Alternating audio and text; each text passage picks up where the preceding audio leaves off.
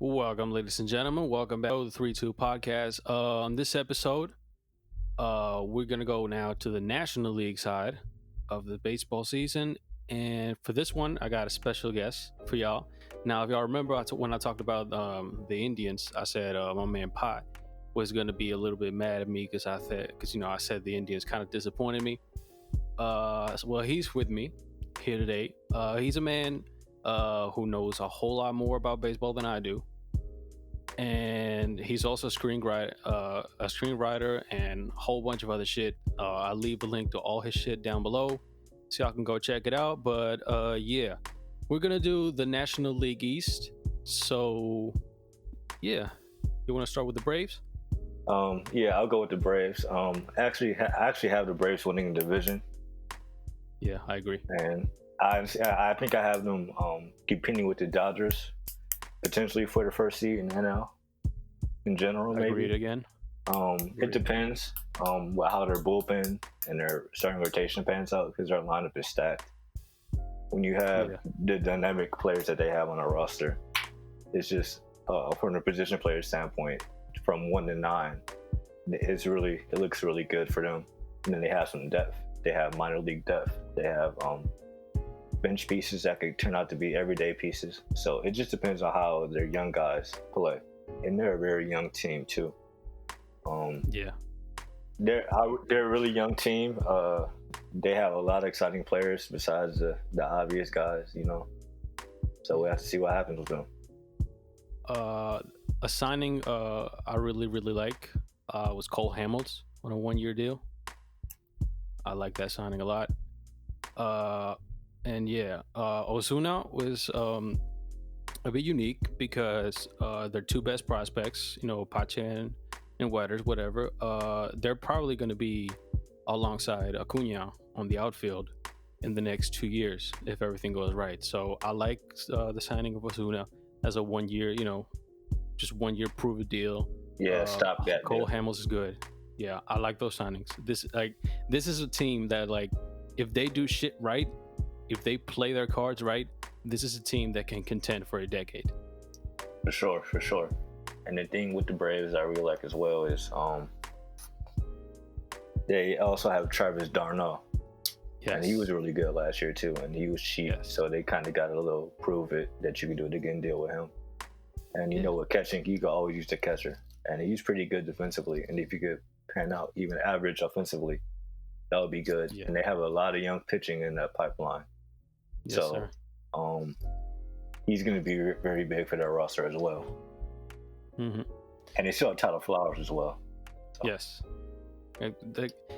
I really don't have, like, I just can't look at this team and just say, okay, like, I see a big hole right here, because they went and they addressed the bullpen in the offseason, of course. Mm-hmm. They spent a lot on it. Mm-hmm. They addressed the back end of the rotation, Cole Hamels, like we said. They also brought in King Felix, who I hope can still play a little bit because he deserves to be in the playoffs at least once.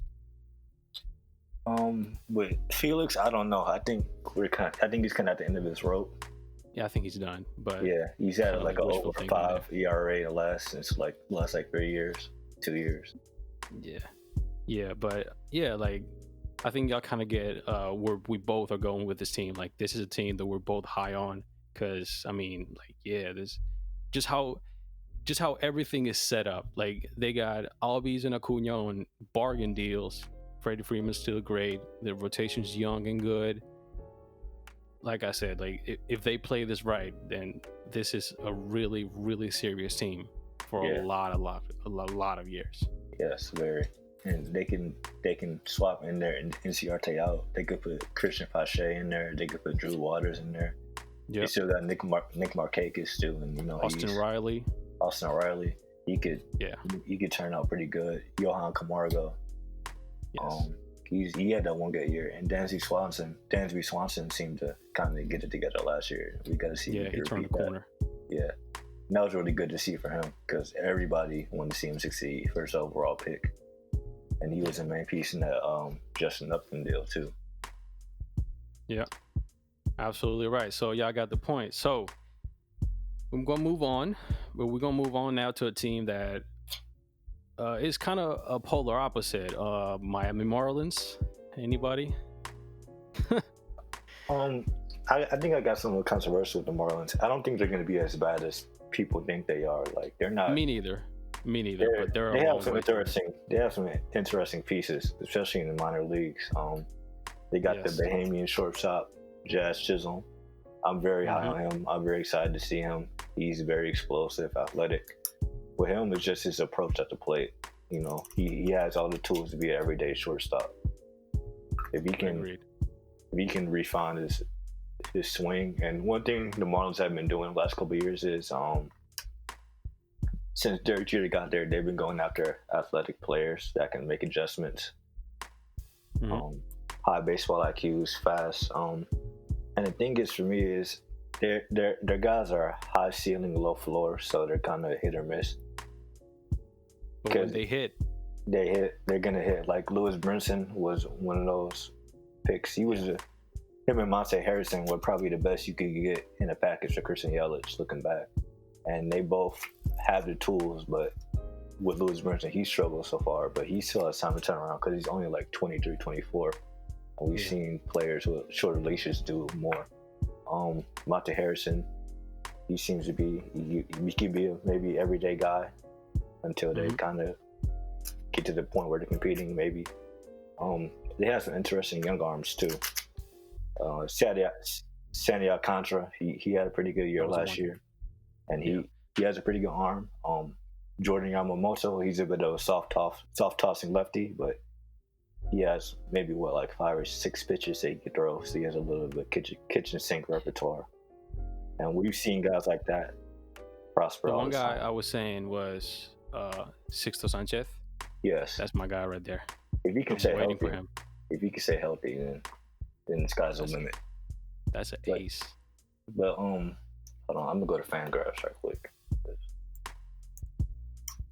The Marlins, they're just in that kind of position. Like at least they've like rebuild, because a lot of teams they kind of get stuck in that middle ground between, well, we kind of compete, but we kind of suck. Rockies. So yeah, at least they're rebuilding. Like Pat said, you know, they're going for high, you know, really high upside guys. So if even half of them hit, they're going to be a respectable team in a few years. The problem is the fans, though. Yeah, they don't really have a fan base.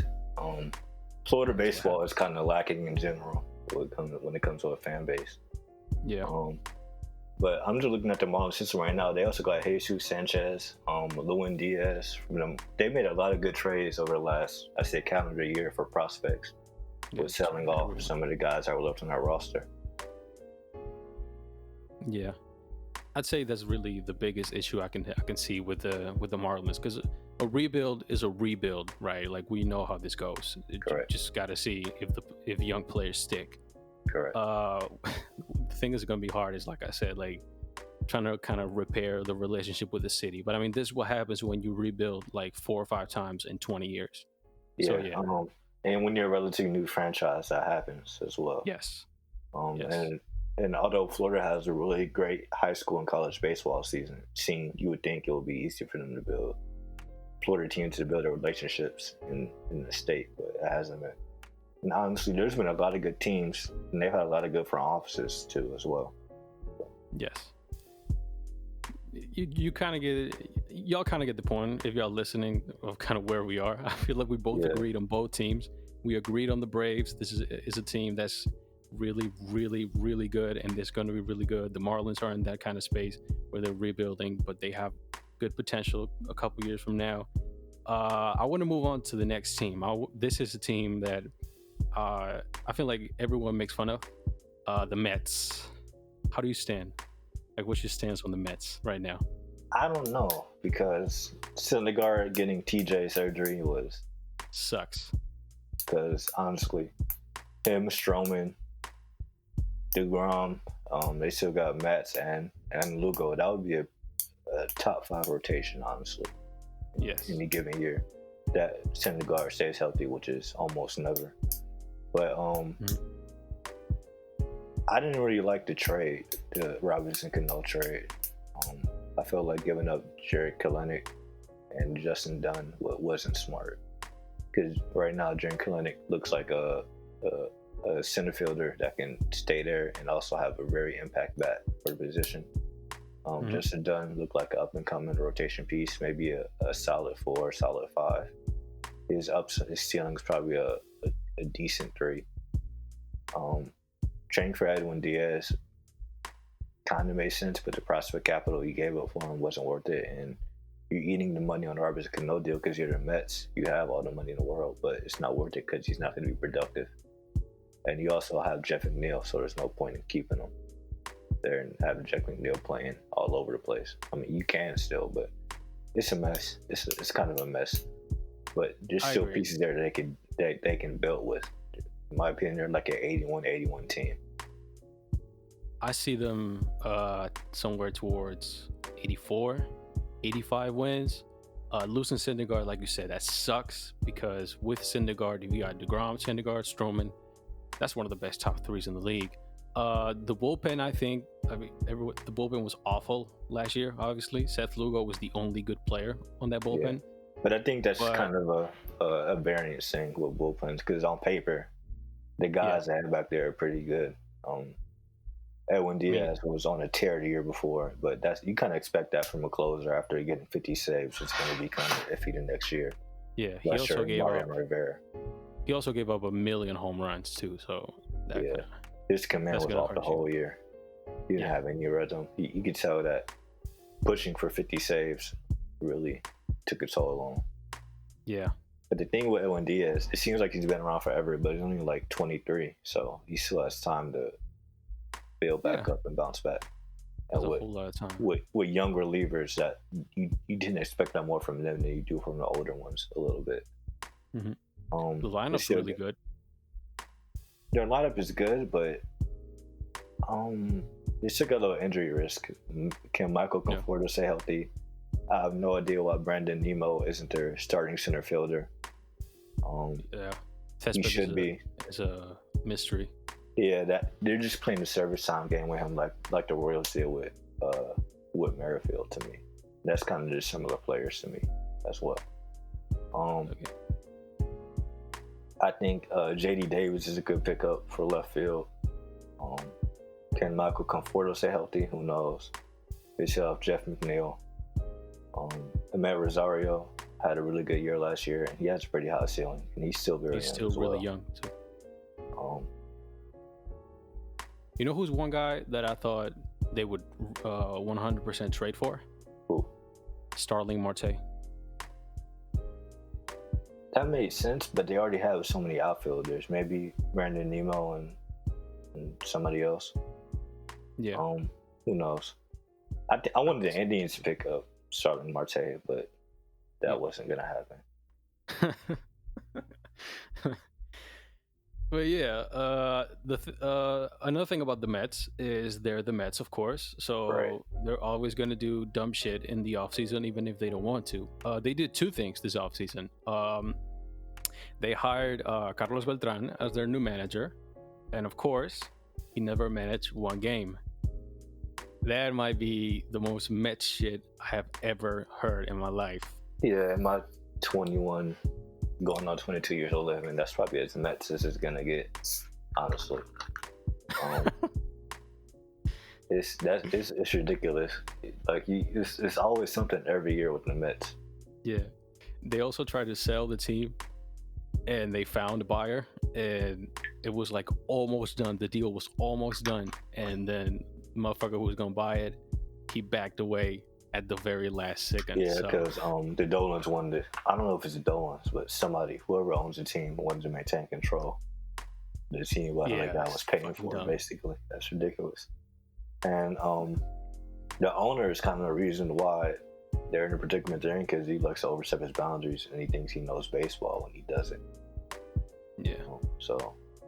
And there's another thing with the Mets. I think we both agree that they're going to be at least a solid team this year, even with all the bullshit they're going to suffer through because they're the Mets, right? Mm-hmm. But the thing is, when you look towards the future of this team, I mean, Stroman is probably gone, and the farm system's really weak. So I'm looking to like, where do I go from here if I'm the Mets? Because this team is not enough to win the World Series at all. With the farm system, it's not as weak as much as it is top heavy. Because they got some young shortstops in their farm system, Mauricio and Jimenez. They're pretty good, and they're pretty young too. But one of them has only reached double A ball. But with your middle infielders, they can pretty much play anyone in the diamond because they're that athletic. So we'll have to see what they do, or if they swing any trades. Because Brody Van Wagen, or how you say his name, he's kind of made a lot of trades, kind of like Jerry Dipoto lightish. So we'll have to see. But I don't like him as a general manager. I mean, I feel like I just don't know where to go with the Mets, man. Like I just don't know what to say about him. At the end, like as a conclusion, like I don't know. I couldn't give a true prediction on the Mets. I know I said like 84 wins, something like that, but I'm not confident in that. Yeah, I agree too.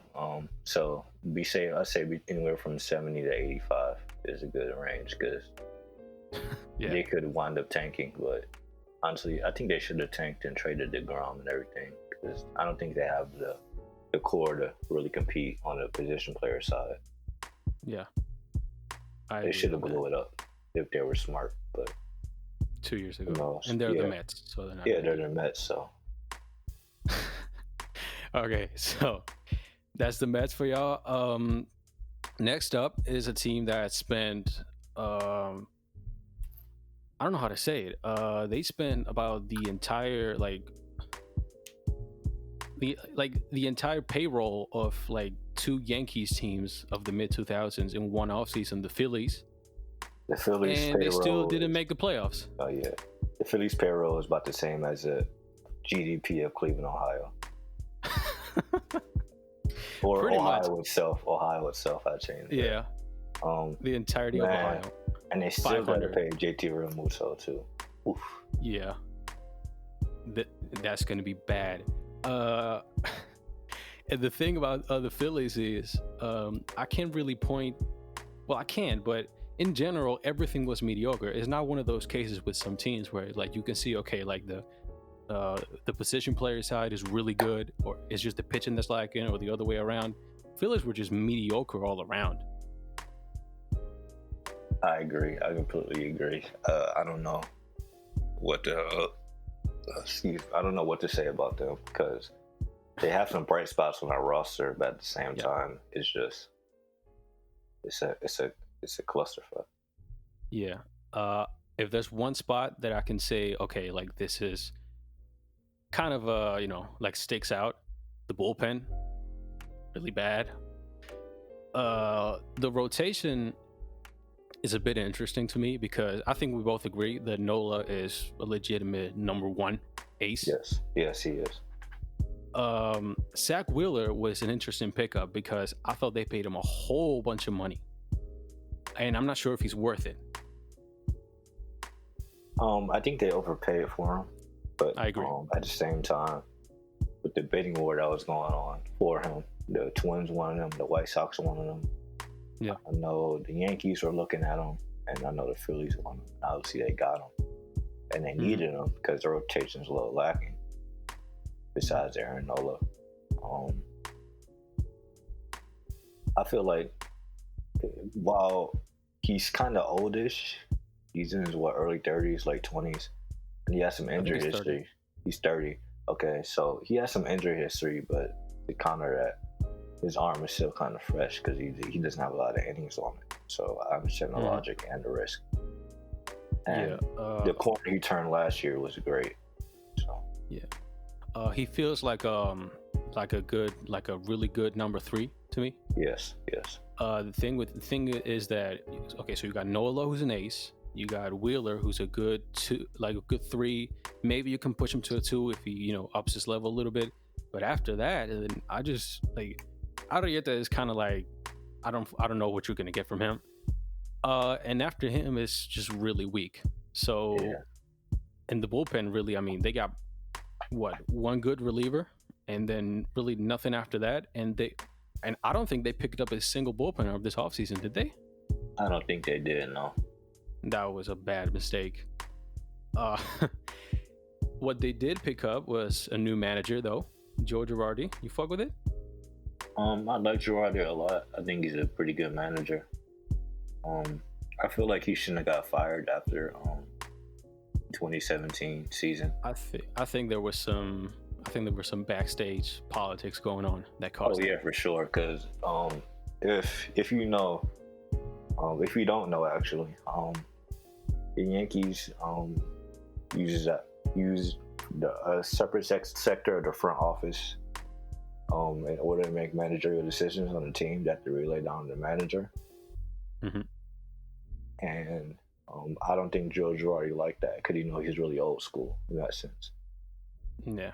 And Aaron Boone, he's a lot more cutting edge. He's a young guy, ex-player, all that stuff. He's like the new archetype of manager that's kind of merged with Rocco Baldelli and a couple other guys. So I think they had to go with it, like especially when in the 2017 ALDS when he didn't challenge that a hit by pitch on Lonnie Chisenhall. That was really kind of a foul ball. Mm-hmm. So that's just an example, but I think that the politics played a chance as well. Shocked. A part. Yeah.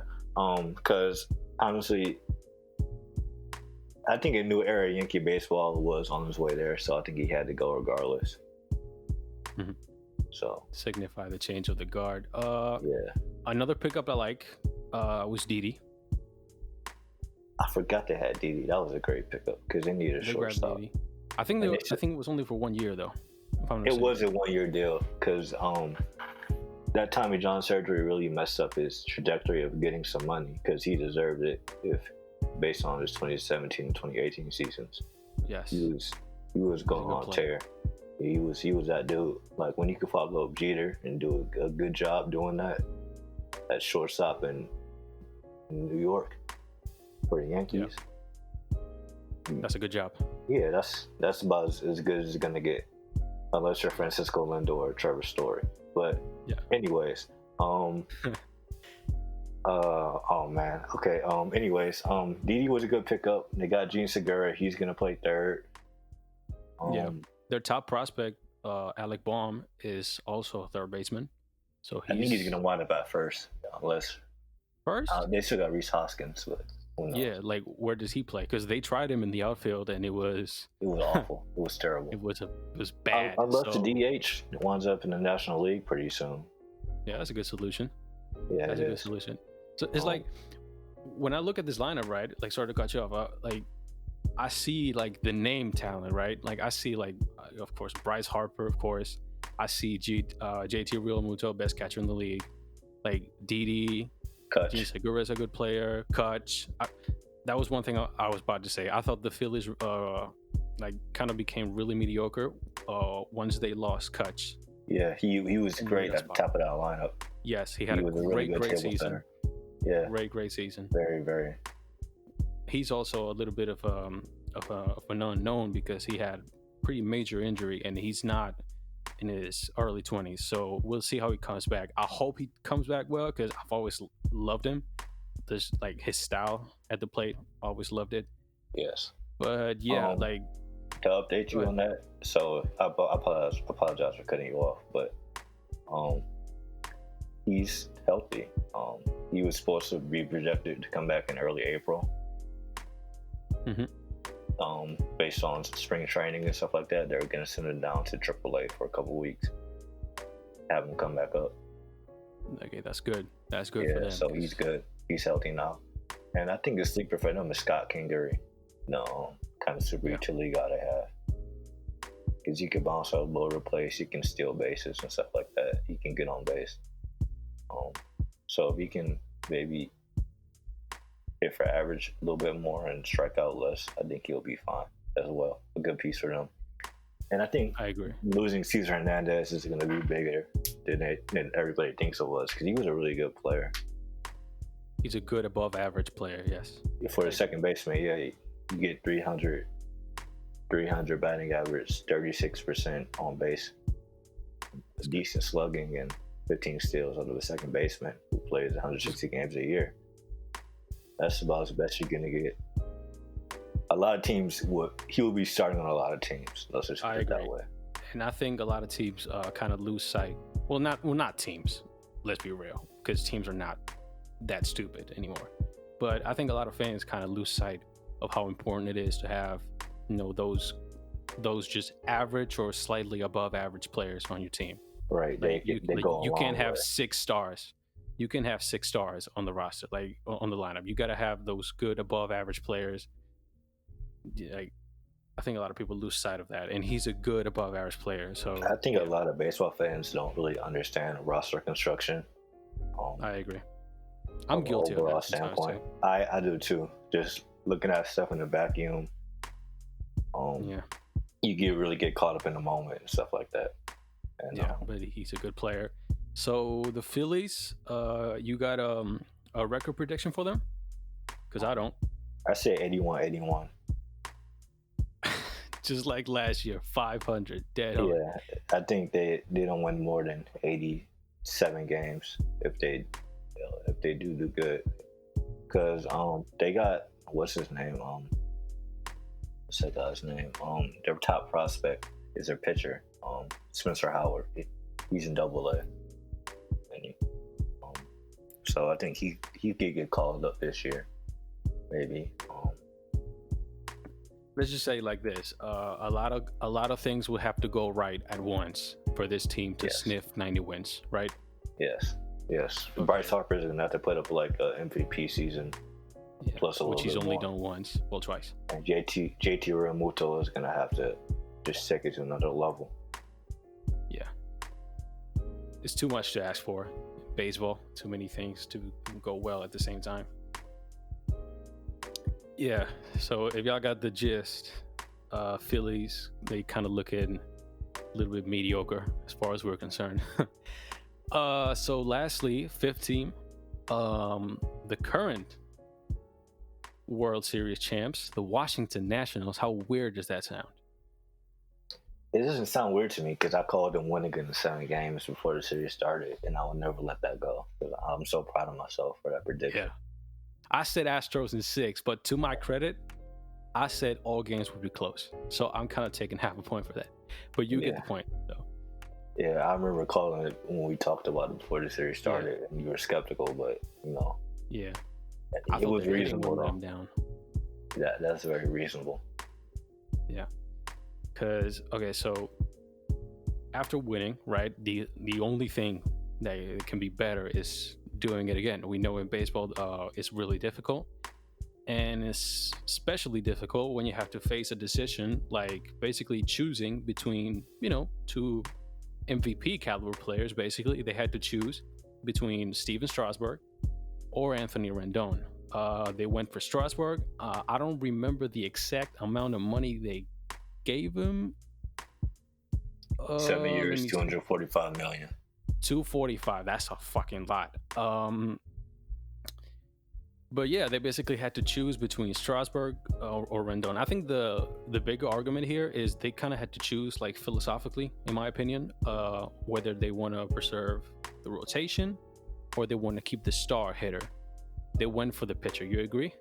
I do agree, because a starting trio of Max Scherzer, Steven Strasburg, and Patrick Corbin is a really good rotation. Yes, let's say it like this. Let's say it like this: is if Anibal Sanchez is the clearly defined number 4 starter, that's a good rotation. You got it. Yes, and that's a good rotation. In my personal opinion, I think Max Scherzer's health worries me with the back injuries and his age and stuff like that. I agree. And as we've seen, Steven Strasburg has kind of kicked the health bug and kind of starting to throw more innings and stuff like that. Yeah. And with pitchers, they don't really reach their prime until they're kind of later in their careers, and they kind of establish a rhythm and they know themselves and things like that. And another thing is, the Nationals also have Carter Kieboom in the wings. Yes. Yeah, he can come up and they can let him see if he can handle third or not. Yeah, because he's supposed to have a big bat, and if he can follow up Anthony Rendon with even maybe Yeah, 75%, Yeah. half of the production. That's perfect. Yeah. He was actually one of my two players, like from the position player side. He's one of the two guys that I kind of like, wrote down of like players to watch for this season for the Nats. Carter Kieboom is one, because replacing Anthony Rendon is difficult, but he's a good prospect. The other one is Victor Robles. He's a Gold Glover in center, but the bat still hasn't, kind of exploded yet. I don't think it's fair to expect like 900 OPS from Robles. I don't think he has that kind of pop. But if he can be just above average hitter, I think there's a lot of value to be had from him because, yeah, like basically the Nats had to, since they chose Strasburg, like we said, they kind of had to scramble a little bit, and they had to find smaller pieces and kind of hope that improvement from within can cover his production. Because Kieboom, Robles, another signing I really liked was Eric Thames as a platoon bat. At first, I really like that signing. But yeah, like see, I think I remember you and I talked about the Nats prior to last season, and you were kind of high on them, and you said, yeah, like they should fight for the division, whatever. And I said they kind of struck me as a team that might be a little bit mediocre, and we agreed that the rotation, the pitching staff was good. We'll talk about the bullpen in a little bit, but my worry with them was the lineup, and they found ways to get really good production. So this year is pretty much the same for me. Like we know the rotation is a certainty. The bullpen should be better than it was last year. It comes down really to whether you can replace Rendon's production or not. Also, quick question: Juan Soto, 1,000 OPS, over under? I'm gonna go under. I'll take the over on that. I think he's gonna put up a 980 or 990. Unless he just destroys the ball, like unless he just like completely crushes the ball next year and just takes it to another level, which he has for sure. Yeah. But I want to go back to Victor Robles because I thought he was pretty decent with the bat last year. 264, 331, 427 OPS. From a guy who also had 30 steals and 18 home runs, this is not bad for his first season. And I agree. With Robles, I think he has a superstar ceiling just because of the Gold Glove potential in center field. He could easily put up 40, 50 bags a year on the bases. And if he plays in front of Juan Soto and he's on the bases and he's still got to pitch to Juan Soto, that's crazy. And they also have Trey Turner too, and he hasn't really broken out. He hasn't broken out, but he's kind of that. The expectations. Yeah, he hasn't broken out, but he's kind of that. He's a top 100 player in MLB for sure. Yes, he's a top 100 player for sure. Adam Eaton is also Adam Eaton's a classic number 2 hitter. Yeah, I mean, you know where I stand on that. I'd put him a bit lower in the order. Okay, 5 or 6. Yeah, 5. I go 5, 6.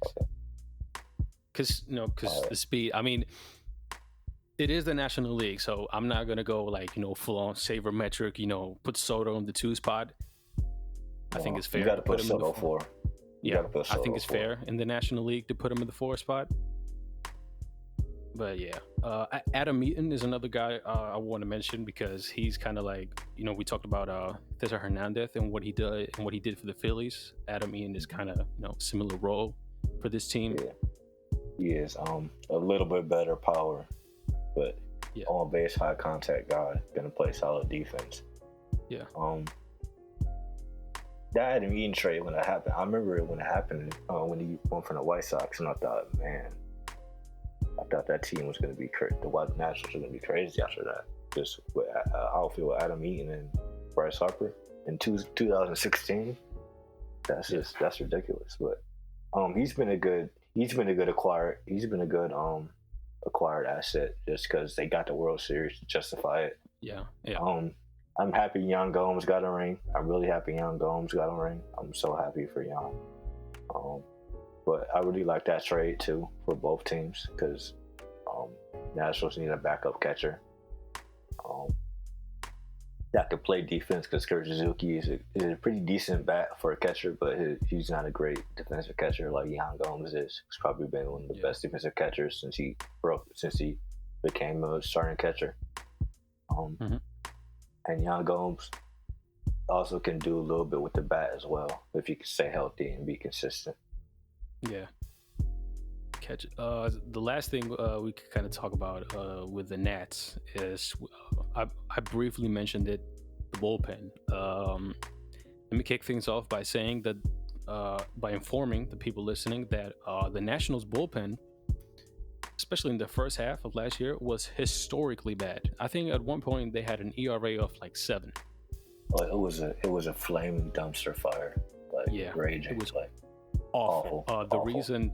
The reason you saw the Nats in the postseason last year, basically using 6 pitchers, they used Corbin and Scherzer and Strasburg constantly in relief, was because they had nothing else aside from 2 good relievers. Really, they did pick up Will Harris, ironically the guy that Howie Kendrick hit the homer in Game 7 off of, and he's really good. So I like that signing. But yeah, I feel like when it comes to the bullpen, really, after you put up a season like that, the only way to go is up, really, for a bullpen like this. Yeah, it is. Sean Doolittle is very to me. He's very up and down. Daniel Hudson was as well. Even though when they traded for him in July of last year, he was kind of About to see how he does in a full season. Maybe in a shorter season, though, this bullpen is a little bit better. But my hopes for them are high. Yeah, that's why I was really happy for them when they got Will Harris, because he's a true top. I don't know if I want to say top echelon, but he's definitely a really good reliever, and they needed that. So, but I mean, the thing with the Nats is when you have a starting rotation like that, your relief innings are going to be lower than most teams. And that's what they need because their relievers are old. They have a really old bullpen. Yes. Very old bullpen. The youngest guy in their bullpen is like 28. Yeah. Which is a bad thing when it comes to workload. Very bad thing. Yeah. I think they're one of the oldest teams in the majors as a whole. They have a very young lineup, but their bullpen is very old, and so is the rotation. Would you agree that they have this current iteration of the Washington Nationals has a very finite shelf life as championship contenders? I agree. Maybe 2 years. I actually have them finishing 3rd or 4th in the division this year. This is the regular season. Yes. Damn.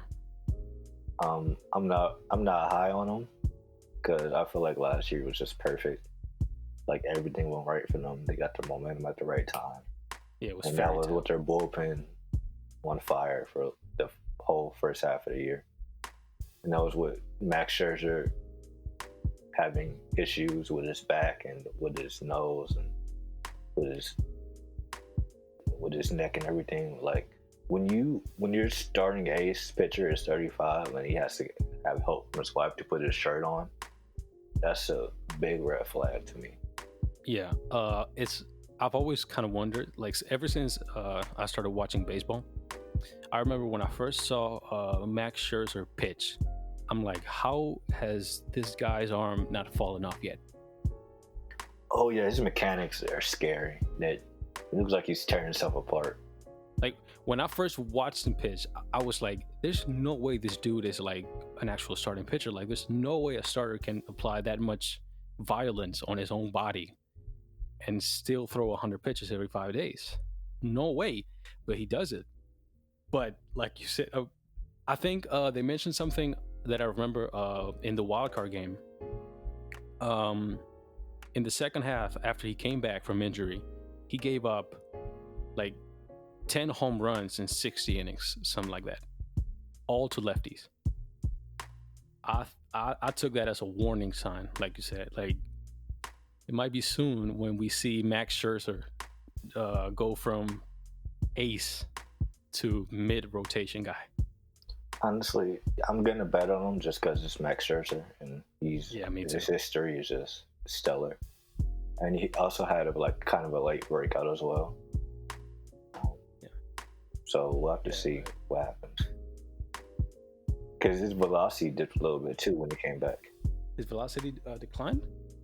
A little bit. It was slight, but I mean, anything like as slight as it may be, like it's enough, I would guess, to set people's alarms off. Mm. Yeah. So you said you had him finishing third or fourth in the division. I'm not sure I agree with that. So for my, I got the NL East playing out. This is the regular season. Is Braves, Mets, Nationals, Phillies, Marlins. Okay. So I think the Braves are the clear top team. I got the Braves. The Braves are maybe a 95 to 105 win team. Mm-hmm. Honestly, the Mets and Nationals are kind of close. That's the thing. The Mets, Nationals, Phillies are somewhat close to me, even though the Nationals have a lot of pitching. They still have the awful bullpen, and the rotation. I mean, their lineup is great, but who knows? Yeah. I go Braves, obviously. Mm. And if I had to pick any NL team not named Dodgers to reach 100 this year, well, 100. We don't know how many games will be played, but you get the point. If I had to pick any NL team really to dominate like that, definitely the Braves, easily. I think that this might be one of those years where like the Braves have like a 10-game lead on every other team by the end of the season. So I'd go Braves. I'm gonna go Nationals too. Mets, Phillies, obviously Marlins. You think the Nationals can touch 90 wins or not? They can. They have. That's probably the ceiling, 90 to 93. Okay. Yeah, 90 to 93. They could win. They could get a wild card easy. If everything goes, if Max Scherzer bounces back and this Max Scherzer of old, Steven Strasburg does what he does, and Patrick Corbin does what he does, and let's say Sean Doolittle and Daniel Hudson and what's his name, Will Harris, are a pretty good trio for the 7th, 8th, 9th, in whatever order you want to play them in based on performance. They can win 90 games. I agree. And Carter Kieboom is a league average bat, or maybe let's say a 100 to 110 OPS plus from him, with decent defense at third. Then I think they should be fine. They'll take that 100% in this rookie year. They'll take that. So yeah, I kind of feel like we're done with all 5 teams, though. Yeah. So we set the standings. Yep. Braves. For you, it was Braves, Mets, Nationals, Phillies, Marlins. For me, the same, except you flip the Mets and the Nats. I think we both agree, obviously, Braves, number 1, easily. Here's a question, though, and this is just kind of going off on a tangent. Do you think the Braves can realistically compete with the Dodgers? I had the Dodgers in the regular season winning like 115 games. God damn. Just because I don't see, they have no holes to me besides maybe Dave Roberts being a manager and Kenley Jansen bullpen being their closer. But they also have Joe Kelly, so they could swap them. Maybe. Who knows? But the Dodgers are just, I don't know. Their lineup is terrifying. It makes my stomach hurt just thinking about it. Like, if I had to, I don't know how anyone would want to step on a mound against them and have to navigate that lineup. Because you take a lineup that has Max Muncy, Cody Bellinger, Mookie, Chris Taylor, Chris Taylor, and you just throw Mookie Betts in there. Corey Seager could. Oh, and they have Corey Seager too. Corey Seager could realistically be hitting 6 for this team. Yeah, like that's just What the insane. fuck is that? Like, all there's well, this is not an NL West preview, so we're not going to take away from that Yeah, when we get to it. yeah, But and not to mention the defense that they have too. Just yeah, that's some bullshit. and then even their bench players. Okay, we're done because that's on another podcast by itself. The Dodgers. I can do a podcast by itself, just crying in pain Yeah, at the Dodgers. I'm I can do- sorry. I'm sorry you're in their division. Nah, it's no big. Like, it's like I've interiorized that. Like, I just admit to myself that we're not going to be shit for at least 10 years. So that's basically it. But yeah, so to wrap this up, so I don't hurt myself anymore. Yeah, so that was the National League East for y'all. Kind of did this. I think we went on for damn near 50 minutes. Yeah. I hope I didn't take up any of your time that you actually needed for some actual shit, because it took a whole lot more time than I thought we would. Man, I'm going to get my first haircut in like a month and a half because of this Hell yeah. Rona mess. Like, I'm excited. Yes. And then when you tell me you want to do this podcast, I'm like, all right, cool. Let me get this out the way now. Yeah. This man gonna be walking out the barbershop looking, God damn. Man, I'm finna. You're gonna be floating on air. Yes, I'm gonna do a Soul Train dance when I walk out. Yeah. So. All right, man. Thanks for having me. I appreciate it. That was the NLEs. That was my man Pot. I'll put a link to everything that he does down below so y'all can peep it. Really do, because he's a talented motherfucker and he knows a whole lot about shit. So yeah, people. So thank you for being here. Thank you for having me, man. I appreciate you. Thanks for this opportunity. There's no problem, bro. I'll catch up with you. All right, for sure. Peace. Peace.